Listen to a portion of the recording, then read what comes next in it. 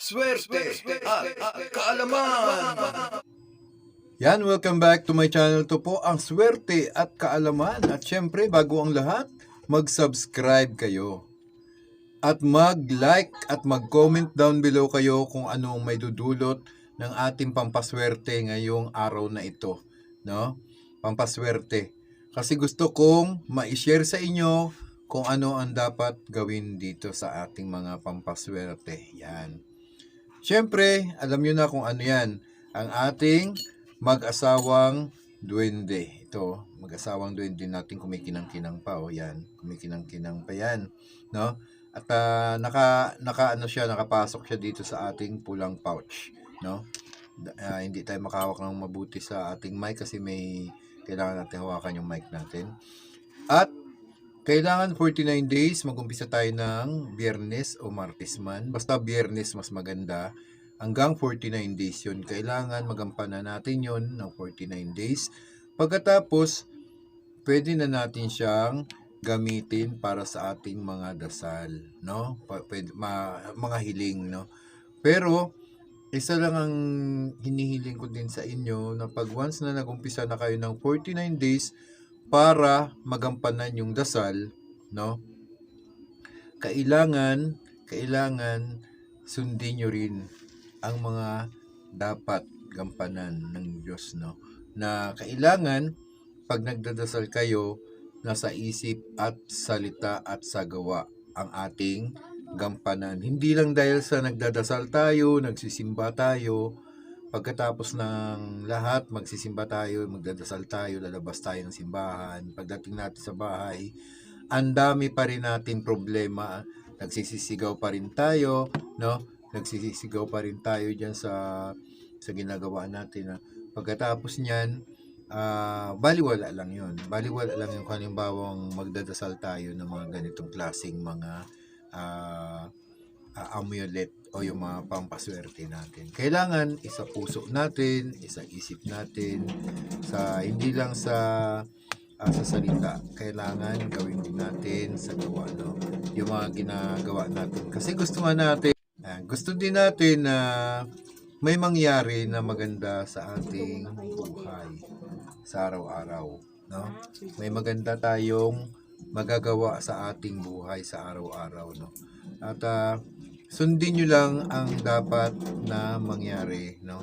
Kailangan meron kang mga dasal at mga alam na mga Latin para ilagay sa ating mga amulet, no? O mga pampaswerte natin. Para talaga, yung iba nagtatanong, paano daw buhayin, no? Paano daw buhayin ang mga ganitong mga pampaswerte, no? Paano daw gawin yon? Kailangan dasalan siya ng 49 days. At kailangan may mga orasyon. Yan. At once na nag-umpisa ka na ng mga ganitong klaseng mga pamamaraan para matugunan ang iyong hinihiling, kailangan merong pagbabago sa iyong sarili, no? Hindi lang dahil sa nagsisimba ka, kailangan gampanan mo na maging mabuting ehemplo ka ng Diyos, no? Na magiging mabuting tao ka. Kasi kung hindi mo susundin 'yon,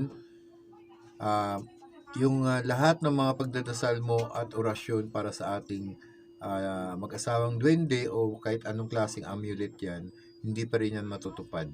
Kailangan may halong pagbabago. May pagbabago sa iyong sarili na para mas magaan ang pasok ng grasya, no? Kung anong hinihiling natin, matutupad yan. Pero wag mong mamadaliin, no?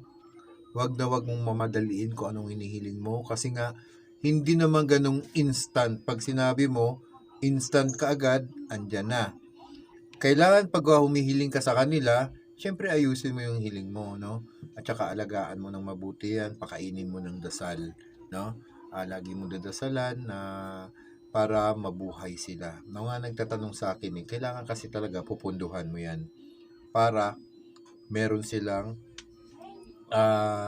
at tawag dito sagradong dasal at orasyon para sa mga ganitong klase. Kailangan maging mabuting tao ka at sundin lahat ng mga pinag-uutos ng Diyos na maging maayos kang tao para yung lahat ng hinihiling mo ay maibibigay niya. Hindi lang dahil sa salita, siyempre gumawa ka rin ng mga bagay na mga kapaki-pakinabang. Halimbawa mong magkapera. Ang problema, di ba? Ang problema talagang hindi ka naman kumikilos. Paano ka magkakapera? Kailangan kumilos ka para magkapera ka, di ba? Tama? Para magkapera ka, syempre maghanap ka ng paraan. Maghanap ka ng trabaho, magnegosyo ka, no? Kahit konting puhunan lang, magnegosyo ka. At dagdagan mo na rin ng dasal at pampaswerte para mas lalo kang lumago yung iyong negosyo o mas gumanda ang pakikitungo mo sa trabaho mo, mas sisipagin ka pa. Yun ang sinasabi ko. Hindi lang dahil sa humihiling lang tayo, bibigay ka agad yan. Kailangan gumawa ka rin ng paraan, no?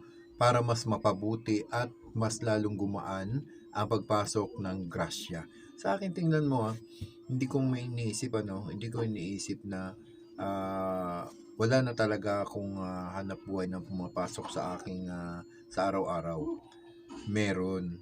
Kailangan dagdagan mo lang ng panalangin at magiging mabuti ka sa kapwa para at babalik din yung mga halimbawa yung may mga customer ka, babalik sa'yo dahil maganda ang pakikitungo mo sa kapwa, no? Dahil nga dito sa mga amulet ko, no, mga pampaswerte, no, sa mga pampaswerte natin, nagbago ang pananaw ko sa sarili. At ito pa, kung merong mga kumukutya sa inyo, merong mga nangaaway sa inyo, merong naiinggit sa inyo, at merong nagchichismisan dahil sa wala ka namang ginagawa, pinag-uusapan ka, wag na wag mong papansinin yun, no?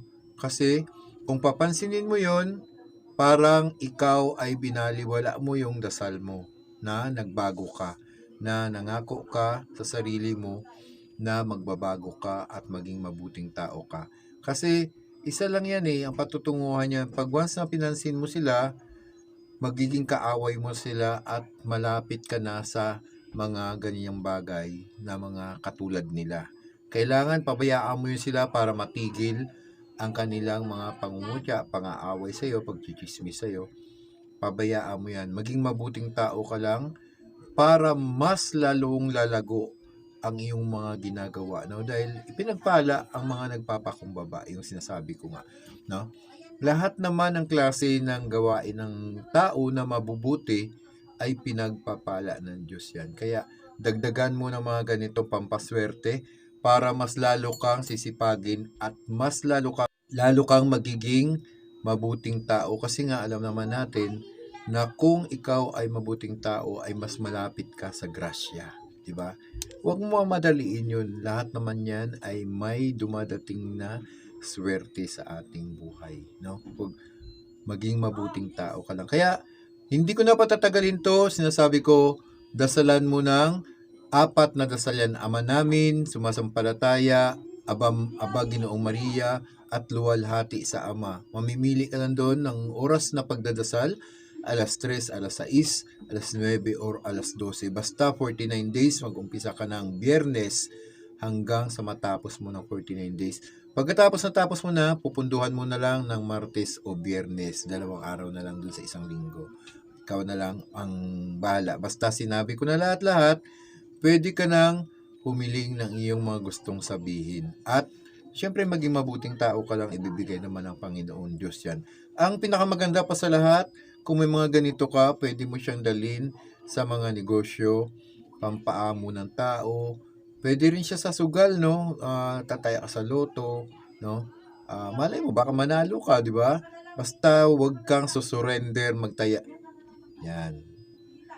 Huwag ka lang magsusurrender, taya lang ng taya para manalo ka, no? Ganun talaga ang buhay. Kaya hanggang dito na lang. Please po mag-subscribe at mag-comment down below kayo. Sasagutin natin yan kung ano pa ang mga gusto nyong itatanong sa akin. Maraming salamat. God bless. Keep safe yan.